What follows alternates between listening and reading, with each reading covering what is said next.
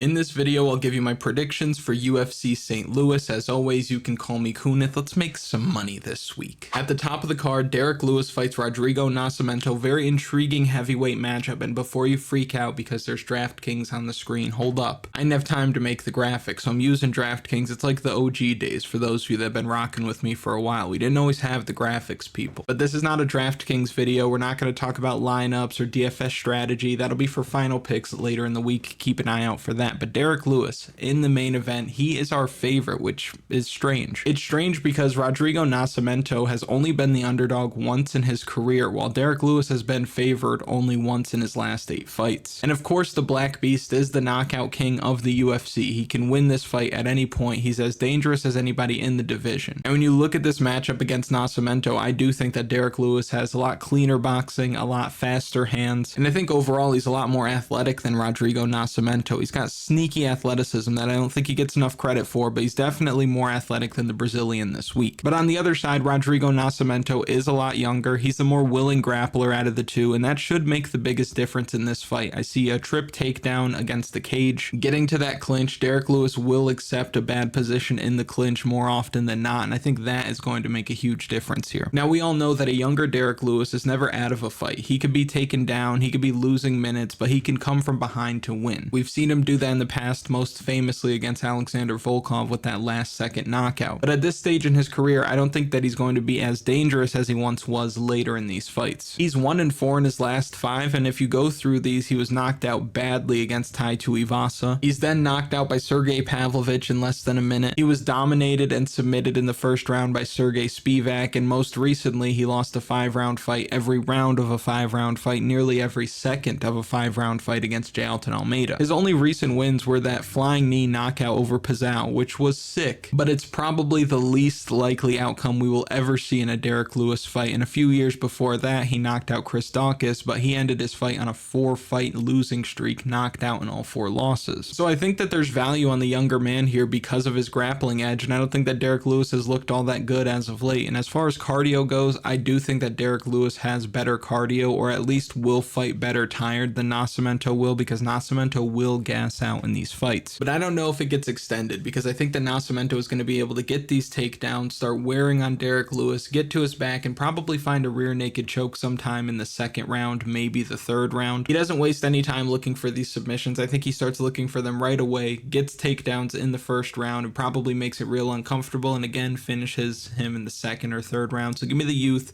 give me the better grappler, give me the underdog, give me Rodrigo Nascimento to win this fight by submission. Next we have a fight between Joaquin Buckley and Nursulton, Ruziboev, and welterweight Joaquin.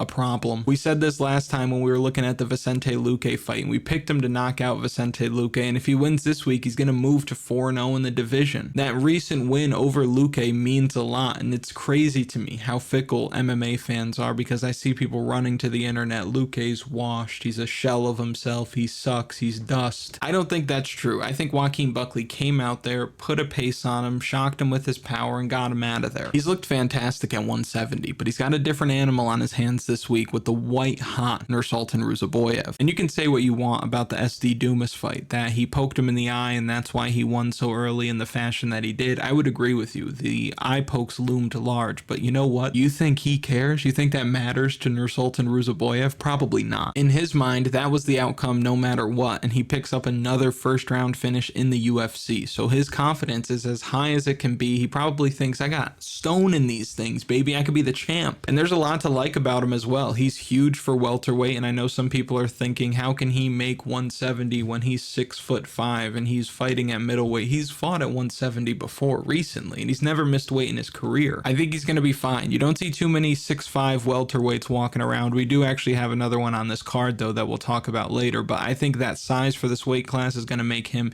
even more of a problem than he was at middleweight. But what's interesting about this one is that despite him being 7 inches taller than Joaquin Buckley, they have the same reach. reach. So for that reason, I don't think that Buckley's going to have too hard of a time closing distance. I also give Buckley the speed advantage here, and I think if they both start throwing at the same time, Buckley is going to get home first. Both of these guys have massive power, so the fight's going to end in a knockout. I'd be stunned to see this one go the distance with the way these guys fight with that level of aggression, so this fight ends by knockout. Maybe it happens in the second round, maybe it spills into the third round, and I'm telling you now, if this does start getting beyond the second round, Buckley's going to have a huge advantage. Ruziboev is used to finishing these fights in the first round, and yes, he can fight later, yes, he's done it before, but Buckley is somebody who fights really well late, especially with that forward pressure that Buckley likes to fight with. You got to move backward. Moving backward saps that gas tank a lot more than if you were moving forward, so I think that Buckley's going to put a pace on him, and he's going to tire him out if this fight does get extended, but it might not. And my initial thoughts when this fight was announced was I think Ruziboev can get over on him. He's the bigger guy. Buckley's been caught before by taller men. I think it's going to be a problem, but then you look back and he beats Bruno Ferreira, and that's a good win, but a naked kick is what put Bruno in that position to get caught. And then you've got Cedricus Dumas, who's going to be up and down in the UFC for his entire career. This is different. Ruziboev is going to find himself standing across from one of the best fighters in the weight class today, so I see another win for welterweight Joaquin. Move him to 4-0 in the division. Give me Numansa to win this fight by knockout. Next we have a fight between Alonzo Menifield and Carlos Ulberg. Whatever lab they made Buckley in, they probably made Alonzo Menifield in the first batch. The dude's a physical beast, and as a fighter, he's super underrated. He only has one loss in his last 8 fights. He's done a very good job of developing from a great athlete to an excellent MMA fighter who can really do it all. Menifield's got big power in both of those hands. We've seen that he can wrestle. We've seen him be able to dig deep in these fights recently, even after being rocked or tired or taken down. Like that fight against Jimmy Crute, absolutely goes to war, clearly gassed pretty early in that fight and still gave it his all the way to the last minute, was able to drop Crute damn near every time he was touching him. And in his last fight, we saw him deal with a sharp kickboxer in Dustin Jacoby. If you've watched the channel for a while, you know that I'm pretty high on Dustin Jacoby, so for him to go out there and just put the power on him the way that he did, that was the biggest difference in the fight. Jacoby was faster, he was sharper, he had better technique, but Alonzo Menifield hit him harder. That's what it came down to. He's got a similar challenge on his hands this week against Carlos Ulberg, who is a tall, sharp kickboxer, so we're going to have to see Alonzo Menifield fight the same way if he wants to have the same kind of success. But it's easier said than done, isn't it? Because you've got Carlos Ulberg, who's on a 5-fight winning streak. He's finished his last 4, and he's looking like one of the best fighters in the division right now. Like the champion in this division, his lead left hook is tremendous. He throws that check hook that drops guys, and he makes it look easy. There are very few guys in the weight class that are doing as good of a job as Carlos Ulberg is at maintaining distance, being efficient with their strikes, hurting their opponents as often as he is. And again, while I like the skill set from Alonzo Menifield, and I think he's a tough fight for anybody in the weight class, I think that Carlos Ulberg is going to catch him, and he's probably going to do it early. Menifield is going to be forced to close that distance because Ulberg will sit on the outside for what feels like all night. He's very patient. He will let you come in, and I think that Alonzo Menifield is going to have to be aggressive. He's going to have to crash into the pocket, and that's when Ulberg is going to catch him with that check hook. He's going to crack him with it, and I think Alonzo Menifield's going to get dropped. I don't think Ulberg follows him to the mat. I think Menifield gets back up. His legs are going to be linguini, and we're just going to see Ulberg put him away with follow-up shots. Outside of Carlos Ulberg's UFC debut, he's looked nothing short of world class, and I think he looks the same this week. Give me Black Jag, give me Carlos Ulberg to win this fight by knockout. And real quick, if you haven't already, like the video, subscribe to the channel, comment something for the algorithm. If you want to go a step further, share this with somebody you know is going to be watching the fights this week. Let me know in the comments who you share it with. If it's your grandmother, you get extra points. Next, we have a fight between Diego Ferreira. He's fighting Mateusz Rębecki this week. Rębecki's coming in as a sizable favorite, younger man riding a 16-fight unbeaten streak. He looks the part, has looked great in the UFC so far. He makes his debut, doesn't look as dominant as many people would have thought that he looked. He looked like he was getting super tired in that third round, but still found a way to win the round, won every round of that fight. Follows that up with a great striking performance over Loic Razgabov, who's extremely tough, and last time out he made quick work of Roosevelt Roberts, submitting him in the first round. Outside of maybe not having great cardio in the third round if he's forced to fight at a high pace, he hasn't really shown any holes in his game. Now on the other side, Diego Ferreira picked up a much needed win last time out when he knocked out Michael Johnson, and there's a 50-50 chance that that happens. Before that, he did lose 3 straight, but when you look at all 5 of his career losses, they're excusable losses. Like when you look at the names, like he lost twice to Beneil Dariush,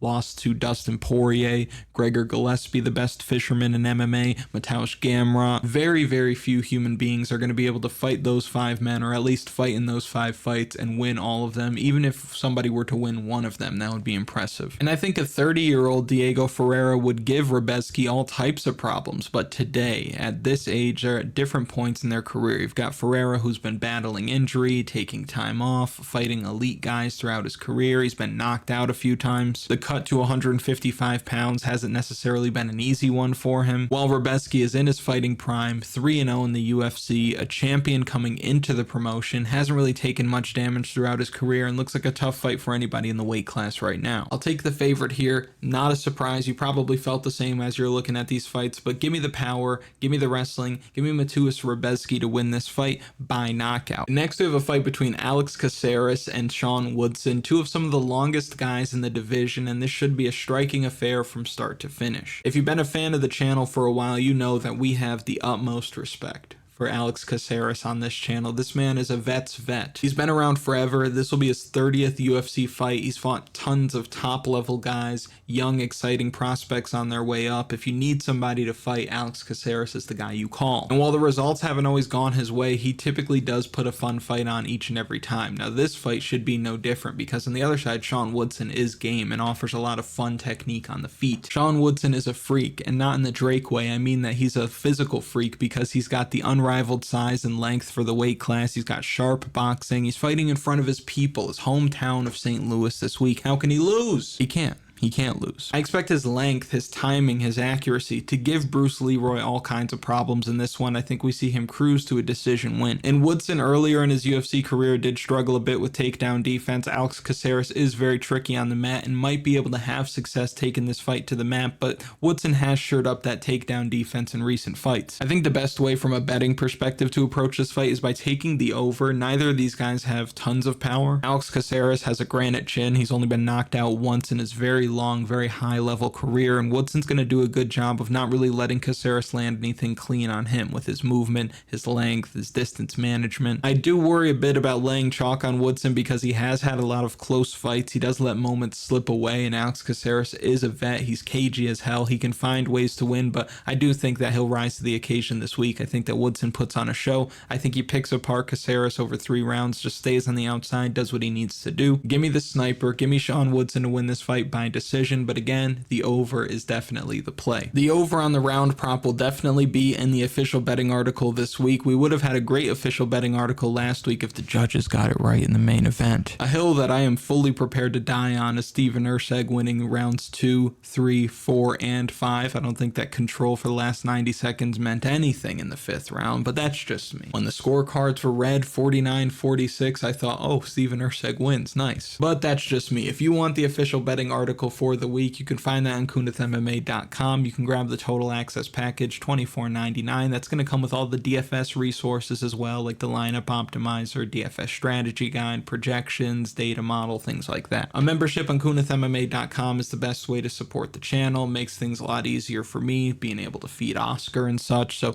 go grab yourself a membership. That's going to be linked in the description and in a pinned comment. Back to the breakdown. Next, we have a heavyweight fight here. We've got Waldo Cortes-Acosta looking to derail the hype, the insect's ligaments, the bee's knees. Robelis Despaigne fights him this week. And I want you to do me a favor. I want you to crack those knuckles. I want you to get ready to go into the comment section because I know that you're not going to like this. Robelis Despaigne might be the truth. He might be the most dangerous fighter in the world today. His fight time or lack thereof is absolutely absurd. He goes out there, gets guys out of there with the first few strikes that he lands. You haven't really seen anything like it in years. If you combine all of his fight time for the last 4 fights, he has spent a total of 37 seconds fighting. Now, Josh Parisian, I thought that was a good win. Make good on your UFC debut. I know that Josh Parisian hasn't had a lot of success at the highest level, but still, he's a tough guy, and for him to go out there and make Josh Parisian look like that was really something. The fights prior to that, I think that the promotion just looked for the tallest guy they could in the audience and said, hey, you want to make $2,000? But now I think he has a real test on his hands with Waldo Cortes-Acosta, and I want to see if he's able to put him away in 30 seconds, in 60 seconds like he does with everybody else. Can he? Possibly. Will he? Possibly. But what I like for Salsa Boy is that he's significantly better than anybody Despaigne has seen in MMA, and he's been built up the right way. Started as a pro boxer,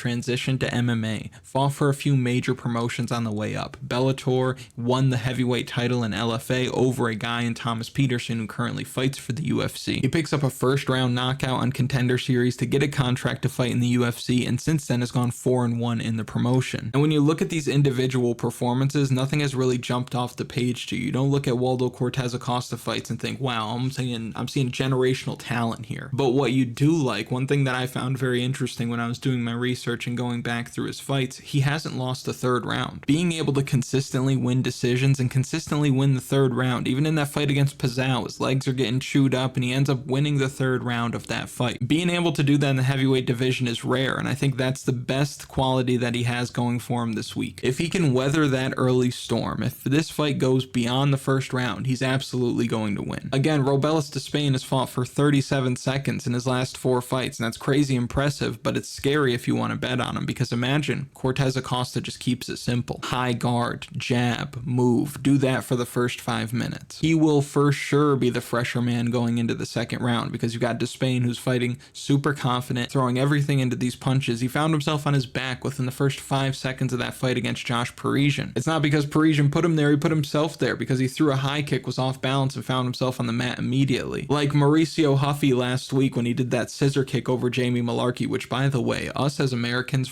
to not take all of the money from the American people and put it on Huffy so we could pay off the national debt, that was stupid. Huffy and Malarkey didn't even look like they belonged in the same promotion the other night. But the point of me saying that was he goes for this scissor kick takedown. You only do that if you're supremely confident. Robelis Despaigne high kicking and falling on his back, only doing that because he's supremely confident. But you can't fight like that for a long time. You're going to gas out, especially being as big as he is, the expectations that he has for himself now. So I think if he goes out there, tries to get Salsa Boy out of there early and doesn't succeed, he's going to be gassed. And I think that is where we see Cortes-Acosta take over. He needs to fight smart. He needs to stay within himself. Don't overextend. Don't reach for these punches. Don't let him wrap punches around your guard at all, and you'll be just fine. So give me the underdog. Third round finish for him this week. I'm going to take Waldo Cortes-Acosta by knockout. You didn't pick Robelis Despaigne, you idiot. Next, we have a fight between Chase Hooper and Viacheslav Borshchev, the quintessential striker versus grappler matchup. We know that Chase Hooper is improving with his striking, but he is still a lifetime behind Viacheslav Borshchev on the feet. But of course, there's two sides to every coin. Viacheslav Borshchev can't grapple. He's not a bad grappler. He can't grapple. He's worse than a bad grappler. He's rocking a 36% takedown defense, and I think that's still a bit high based on the way that he looks on tape. In 5 UFC fights, the man was taken down 28 times. That is absurd. The only fight that he wasn't taken down in was against Mahashate. For Hooper, he's been able to have success in these fights by getting them to the mat, and in fights that he can't, he's in trouble. We saw Steve Garcia light him up, 3 knockdowns in the first round, finished him in the first round in around 90 seconds. We saw Steven Peterson just outwork him, do a good job of being the bigger, stronger guy. We saw Alex Caceres force him to strike, and as a result, one-sided affair. So you can choose for yourself. Do you think Hoopa is able to get the takedowns that he needs? Do you think Viacheslav Borshchev can keep his feet? And I'd love to see Chase Hooper win here, but I think Viacheslav Borshchev knocks him out in the first round because he's got those hooks to the body, kicks to the body. Those are going to be enough to hurt Hooper, cause those hands to come down, open up the head. That's when he gets knocked out. Borshchev's got great technique, great speed. That's why he's able to land so heavy so often. And I think the gap on the feet is just as big, if not greater, than the gap on the mat. And even if it's not, the danger factor that's presented on the feet is much greater for Borshchev. He can fight off submission attempts. He can get taken down and get back to his feet. But Chase Hooper's not going to have any answer when he starts landing bombs. I hope that I'm wrong. I actually hope that I'm wrong. Chase Hooper is somebody that I root for. You probably root for Chase Hooper as well. But the pick for this fight is Viacheslav Borshchev to win by knockout. Next, we have the car crash of the entire fight card, which is normal with a Terrance McKinney fight. We have T-Rex fighting Esteban Ribovics this week. In 21 fights, Terrance McKinney has never seen a judge's scorecard. Respect. Might be the most exciting fighter on the roster because of that style. He's like a more successful Daniel Lacerda. What is dead may never die. He's one of the most explosive fighters of all time. That translates to crazy power, very effective wrestling, solid jiu-jitsu as well. Terrance McKinney is a bad dude. He's able to get to opponents' backs pretty quickly, finds chokes from that position all the time. If fights were only 3 minutes, Terrance McKinney would be the champ. But unfortunately for our guy T-Rex, fights aren't 3 minutes, and that's his problem. For as athletic as he is, the cardio's not there. And on top of that, he's a front runner. He's somebody who doesn't fight well from behind. He's not going to come back and win a fight for you. He's either going to smash somebody into pieces, or he's going to start falling behind, things aren't going his way, and it's a wrap. Now on the other side, you have Esteban Ribovics, an exciting guy with an aggressive style, fighting out of Argentina, 1-1 in the UFC. So he drops his UFC debut to Loic Razgabov in a crazy fight, one you should go back and watch. He's getting taken down over and over again in that fight, but he keeps working back to his feet. He's rocking Razgabov over and over again when the fight is standing, and he's eating clean shots of his own. The guy's got a chin on him for real. In his next fight, he gets completely neutralized in that first round by Kamuela Kirk. He gets taken down, he doesn't get back up. It's very concerning for this fight because Terrance McKinney can get you down there in a flash. But after that, he ends up taking over. He's fighting at a crazy high pace in the second and third round. Kirk is clearly slowing down. That's why he wins a decision. So this one, like all Terrance McKinney fights, are very tough because McKinney can get him down quickly. He's the better wrestler by far. He should be able to get him down with ease in that opening round, maybe even keep him there, submit him there, but Esteban Ribovics has that dumb kind of toughness and that dumb kind of cardio, that zombie-like toughness and cardio where he just keeps going until the ref says, okay, the fight's over. This is a guy who can get cracked and keep moving forward. This is a guy who can get taken down and just keep working, and that's the biggest difference between these two, and that's the biggest difference in the fight. You've got somebody in Esteban Ribovics who's going to fight for your money, who's never out of it, versus somebody in Terrance McKinney who will pack it in early. So for those reasons, I like Esteban Ribovics to win this fight. If you beat Terrance McKinney, it's going to be inside the distance, so give me Esteban Ribovics to win this fight by knockout. Next, we have a fight between Tabatha Ricci. She's fighting Tecia Torres, and I'm telling you now, the tiny tornado Tecia Pennington does not hit the same. So it's going to be big maiden name energy in this breakdown. Tecia Torres back in action after having a baby, taking some time off, being a good mom. Is being a mom the worst base for MMA? Maybe. The sample size is too small to tell, but before her absence, she looked really good. She was robbed against Mackenzie Dern in her last fight. She looked much better than Dern in the first round and in the third round. She was sharp, landing at a higher clip. The only time she was behind in that fight was in the second round where she was grappled, but even against a dangerous grappler in Dern, really didn't seem to be in any danger on the mat. Before that, she rattled off 3 straight wins, with the most recent one coming over Angela Hill, which means something. She put a pace on Angela Hill that you don't really see many people do. Now on the other side, you've got Tabatha Ricci, who's looking to get back on track as well after dropping a split decision to Lupi Godinez. She couldn't get the fight to the mat. She did a decent job of matching Lupi's striking output, but Lupi was clearly a step ahead. And when you look at some of her other fights, like against Jillian Robertson, who she was able to take down easily, Jessica Penne, same situation, Polyana Viana really accepted bottom position a whole lot, Maria Oliveira, same thing. She made her debut on short notice up a weight class against Manon Fior, loses in the second round by knockout, no shame in that, but you'll notice she didn't get a takedown there.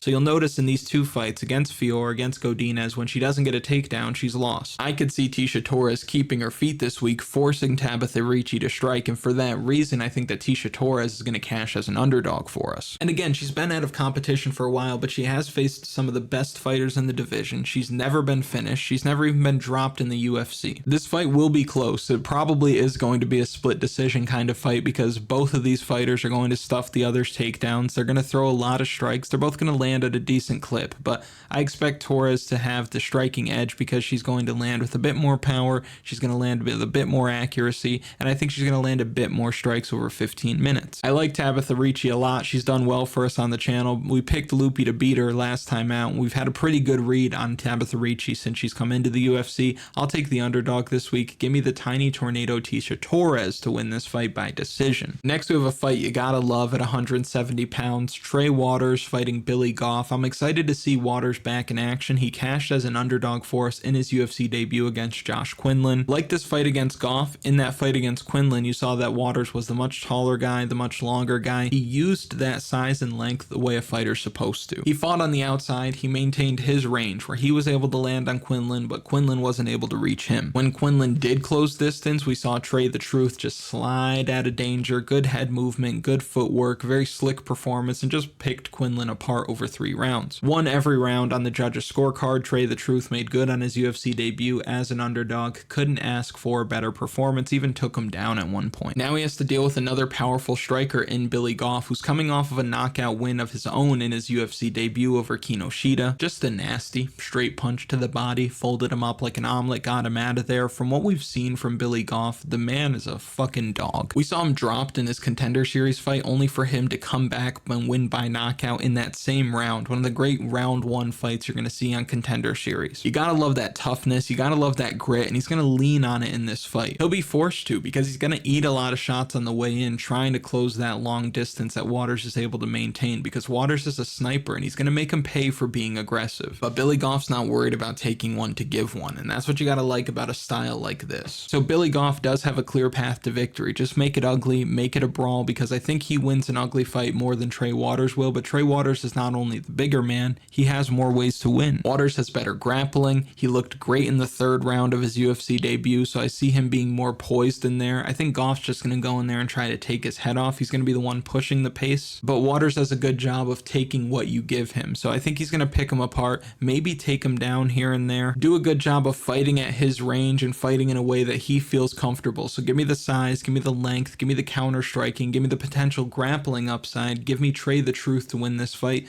by decision. Next we have a fight between Jake Hadley and Charles Johnson. Charles Johnson may just be Michael Johnson in a different skin. He's a 50-50 type of guy who's going to be competitive against most guys in the division, but he can also lose to anybody in the division. I will say though, he fought his absolute best last time out against Osmat Moxum. I was told up and down in the comments that he had no chance. We picked him to win that week and he won. Felt good. He leaned on that striking edge, the experience edge, and the cardio edge that he had, because Charles Johnson on a full camp is a 10-round fighter, not just a 5-round fighter. This guy can go all day, and I'd actually love to see him in a main event spot so he can weaponize that cardio. Now, where we've seen him struggle is against tough grapplers. We've seen him taken down at times, not being able to get back into the fight, and also not opening up early enough. We see him just doing his best work in the third round, and often it's too little too late. Jake Hadley's also had his ups and downs in the UFC, 2-2 in the promotion. His last fight was against Cody Durden, common opponent between these two. Cody Durden controlled him for most of that fight, didn't even lose a round. And of course he looked good against Malcolm Gordon, as most do. He did beat Carlos Candelario, who is now 0-3 in his last 3. But Hadley in his UFC debut clearly had some UFC jitters. He gassed out against Alon Nascimento, was completely dominated by a much better grappler in that fight, did next to nothing. Now Jake Hadley is favored again. Jake Hadley has been favored in each one of his UFC fights, so it's not a huge surprise. There was a lot of hype on him coming into the UFC, but I think Charles Johnson is the better fighter. Johnson definitely has better cardio. I like how active he's been. This is his 8th fight in the UFC. I don't think anybody in that span of time since he's joined the organization has fought as many times as Charles Johnson has. You stay ready so you don't have to get ready. I think that Charles Johnson is going to be able to outstrike the young man. I think that he's going to look much better late in the second and in that third round. I think Hadley could have success if he gets this fight to the ground, but he hasn't really been able to secure takedowns at a high clip in the UFC at all. Charles Johnson has burned us before. He's won us money before. I like him at dog money. I think Charles Johnson has now slid into that role where you only take him when he's an underdog. Give me Charles Johnson to win this fight by decision. Next, we have a fight between Kevin Jousset. He's fighting Jared Gooden this week. There's a lot to like about Jousset in my opinion, and I know he's a sizable favorite, but it's for good reason. He fights out of a good camp, and I know there's been a bit of a fall from grace for City Kickboxing as of late, but that's what happens when you have champions in the gym. They fight the other best fighters in the world, so they can't just win all the time. He's still surrounded by very high level talent, getting great reps in and day out, and he's looked really good in the UFC. He finished Kiefer Crosby in his UFC debut. Kiefer Crosby, we're gonna be a bit sharper there. Kiefer Crosby, make sure you fix that in the edit, Oscar, because if you don't, I swear to God. He submits him in the first round. He follows that up with a win over Song Kanan, dominated over 3 rounds, really good output, really good accuracy. He's got that nice low kick, he's got that nice long jab he throws out there as well, and really stays composed and within himself in the octagon. Now on the flip side, you have Jared Gooden, who's a dangerous guy. He's taken the long road to get back into the UFC after having a shaky start to his UFC career, but he's not somebody who's really had a lot of success at the highest level, and you look at his betting odds since he's come into the UFC, I don't think he's ever been favored. But when I look at Jared Gooden and Kevin Jousset side by side, I think these guys are just on 2 different levels. I think Jared Gooden is a dangerous guy who's going to be able to clean up a lot of dudes who might not be UFC caliber, but Kevin Jousset is much much sharper, somebody who looks the part, somebody who's going to continue to win fights at welterweight, probably finds himself ranked in the next year or so. I really like him this week. I think that he's going to chop away at that lead leg that Jared Gooden likes to be heavy on. And Gooden's super tough, so I don't think that he's going anywhere in this fight. I don't think that he gets finished, but I think we see Jousset just turn in a nice, clean performance, win on the judges' scorecards.